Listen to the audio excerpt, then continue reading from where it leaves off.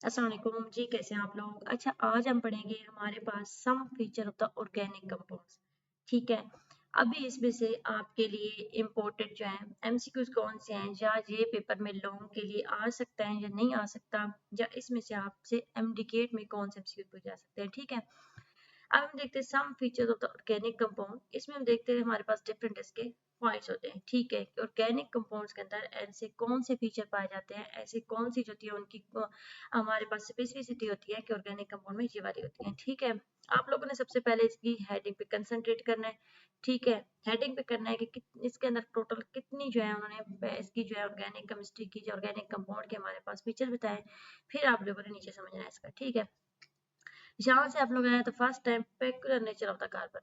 अब इसका क्या मतलब होता है, इसका मतलब होता है कि हमारे पास इस तरह हमारे पास होता है कार्बन ना डिफरेंट आपस में कनेक्ट होते हैं। अब एक कार्बन तो नहीं लिखना ना, जैसे मैं कहती हूँ कि जहाँ पे अगर कार्बन है, जहाँ पे हम कार्बन को लिखते होते हैं, जैसे हमारे पास कार्बन है कि CH4। ठीक है, तो यहाँ पे हम क्या करते होते हैं, जैसे हम करते होते हैं CHO।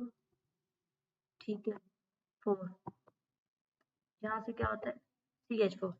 ठीक है, इसी तरह हमारे पास जो है आगे कार्बन जो है आपस में कनेक्ट होते जाते हैं, जिस तरह CH3 मतलब फिर जो आगे इथेन हो, फिर प्रोपेन हो, फिर कार्बन की ना ज्वाइनिंग को, कि एक कार्बन दूसरे कार्बन के साथ कैसे कनेक्ट होता है, उसे हम क्या कहते हैं, कार्बन को इधर कैटिनेशन कहते हैं।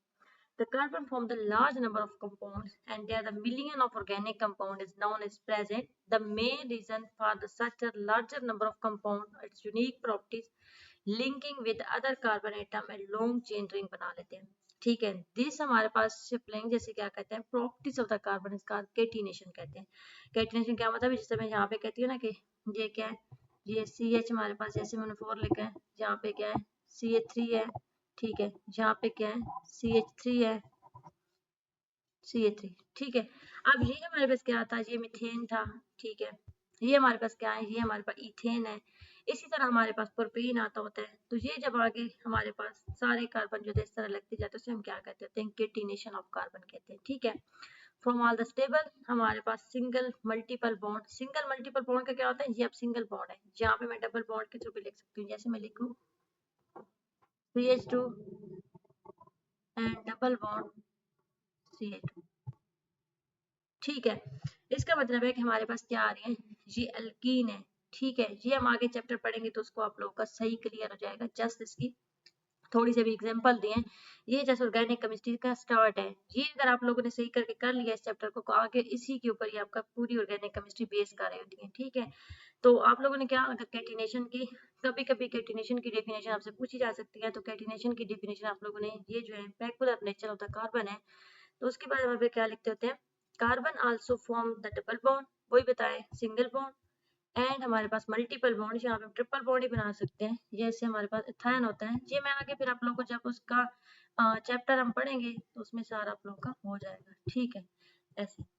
ठीक है, सिंगल भी होते हैं, डबल भी होते हैं, ट्रिपल भी होते हैं, और कार्बन जो है आगे जुड़ते जाते होते हैं, एक दूसरे के साथ लिंक होते जाते होते हैं, and with other atom like the oxygen, nitrogen and sulphur etcetera, उनके साथ भी आगे बॉन्ड होता है, इनके साथ लगे होते हैं, जैसे हम ये बनाते होते हैं, हमारे पास कीटोन होती है। ठीक है, ये ऐसे, तो ये हमारे पास क्या होती है, कीटोन होती है, जिस तरह हम इसको कनेक्ट करते जाते होते हैं।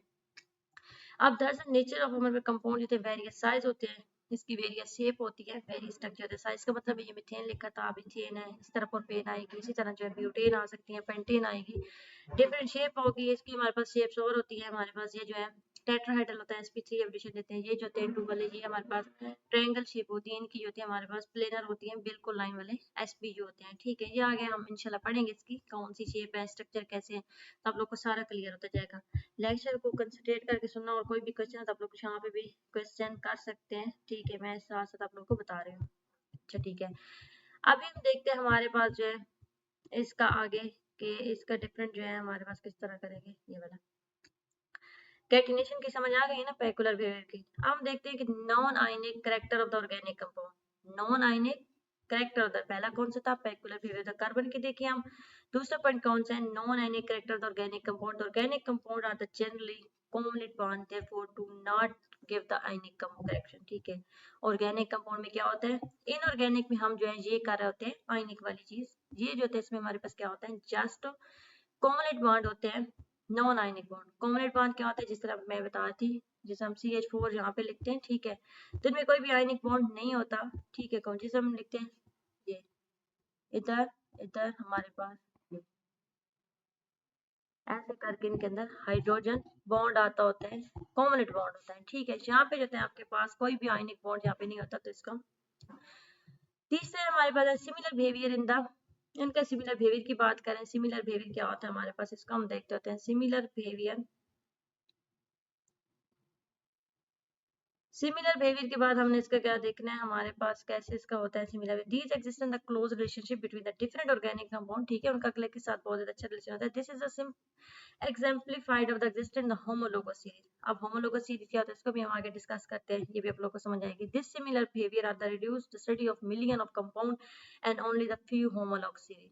वो कहते हैं कि हमारे पास इनकी सिमिलर बिहेवियर होता है, जिस तरह हम बता रहे थे ना कि अभी CH2 CH2 CH2, तो इन सारे कार्बन का क्या होता है, सेम ही होगा ना, जिस तरह एक ही चेन के अंदर लगे हुए हैं, तो हम इस तरह क्या कह रहे हैं कि मिलियन ऑफ कंपाउंड को क्या रिड्यूस कर, मतलब ज्यादा हमारे पास जो है वैरायटी को नहीं, थोड़ी थोड़ी चीजों को करेंगे जो उसके अंदर, जिस तरह कार्बन वाली है तो उसको कर लेंगे, फिर ऑक्सीजन वाले को कर लेंगे, तो इनको स्टडी करते होते हैं।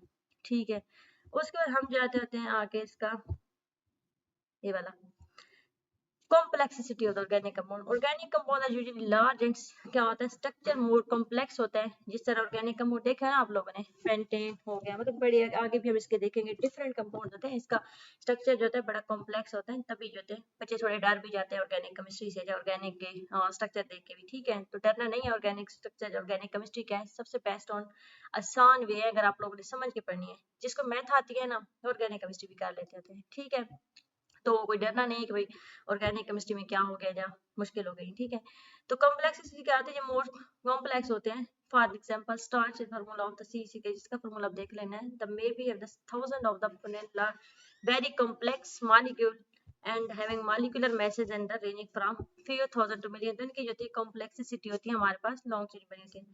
आइसोमेरिज्म क्या होता है, isomerism is a very common phenomena of the organic compound. इसके आगे डेफिनेशन का पूरा टॉपिक है, आगे इसको इंशाल्लाह पढ़ेंगे, और ये मोस्ट इंपॉर्टेंट है आपका टॉपिक। ठीक है, आगे जो है इसको एक्सप्लेन जब करेंगे तो मोस्ट इंपॉर्टेंट है अकॉर्डिंग टू आपका MTK अकॉर्डिंग टू बोर्ड के। ठीक है, इसमें शॉर्ट भी आते हैं, इसमें लॉन्ग भी आते हैं, इसमें MCQs भी आते हैं, मैं सारा आप लोगों को पॉइंट टू पॉइंट बताऊंगी, आप लोगों ने साथ साथ में नोट करते जाना है। Isomerism is a very common phenomenon of organic compound. It's a very more than compound are retained the same central molecular formula, however the different structure formula। तो कैसे हमारे पास सेम molecular formula होता है, same molecular formula यानी मैं कहती हूँ कि हमारे पास होता है ब्यूटेन C4H10। ठीक है, C4H10। अब इसको हम लिखते कैसे होते हैं, इसको हम एक तो N ब्यूटेन भी लिख सकते हैं, यानी CH3 CH2 CH2 and CH3। समझ आइए, ये क्या है, यहाँ पे देखें 3 3 6 7 8 9 10 कार्बन, सॉरी हाइड्रोजन, कार्बन है 4। अब इसी को हम क्या करें, ये है N ब्यूटेन, N ब्यूटेन भी कह सकते हैं, 1 ब्यूटेन भी कह सकते हैं। ब्यूटेन क्यों कह रहे हैं, क्योंकि हमारे पास 4 कार्बन है। ठीक है, इसी तरह से हम क्या करेंगे, हमारे पास इसी को क्या लिखते होते हैं, CH3 CH एंड CH3। ठीक है, और इसके साथ क्या आता है CH3। अब ये देखे क्या है हमारे पास, 3 3 6 3 9 1 10 हाइड्रोजन है, और कार्बन भी 4 ही है, तो हमारे पास मॉलिक्यूलर फार्मूला सेम था, बट स्ट्रक्चर फार्मूला इसका क्या था, डिफरेंट था। स्ट्रक्चर फार्मूला क्या था, डिफरेंट था, और इसको हम सेकेंडरी या 2 ब्यूटेन भी कह, आइसो भी कह सकते हैं। ठीक है, इसको क्या कहते हैं, आइसो ब्यूटेन।